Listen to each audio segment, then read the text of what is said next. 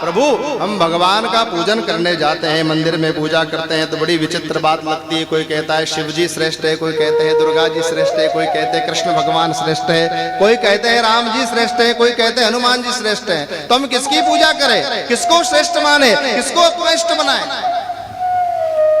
तीसरा प्रश्न किया, भगवान वेद में परमात्मा का नाम अजन्मा है, भगवान को वेद में अजन्मा कहा गया है, तो वो परमात्मा देवकी के गर्भ में कैसे आता है? वो परमात्मा कौशल्या के गर्भ में कैसे आता है? उसको जन्म लेने की क्यों आवश्यकता पड़ी? दशरथ का बेटा राम कैसे बना और क्यों आया? जब जब होई धर्म के हानि, बाढ़ही असुर अधम अभिमान,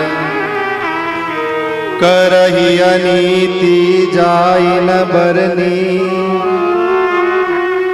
सीधहि विप्र धेनु सुर हरनी,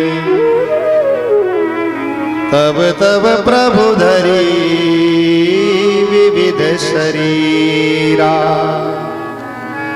हरहि कृपा निधि सज्जन पीरा। यदा यदा हि धर्मस्य ग्लानिर्भवति भारत अभ्युत्थानम् अधर्मस्य तदात्मानं सृजाम्यहं परित्राणाय साधूनां विनाशाय च दुष्कृतां धर्म संस्थापनार्थाय संभवामि युगे युगे। जब जब धर्म की हानि होती है तब तब वो परब्रह्म परमात्मा तत्व।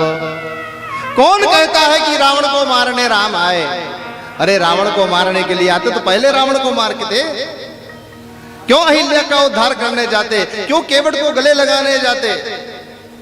क्यों वन में रहने वाले नीची जाति के भील गणों को जाकर के भगवान अपनी सेवा देते?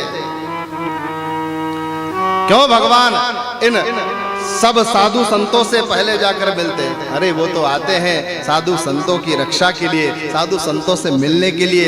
ये भारत भूमि इतनी दिव्य भूमि है साहब, इतनी दिव्य भूमि है कि यहाँ उस परमात्मा को इस धरती की धूल अपने हृदय से लगाने की इच्छा होती है तो कभी राम बन के आता है, कभी कृष्ण बन के आता है, कभी वृंदावन में जाकर खेलता है, कभी रमण रेती में जाकर लौटता है, तो कभी अयोध्या में जाकर के खेलता है।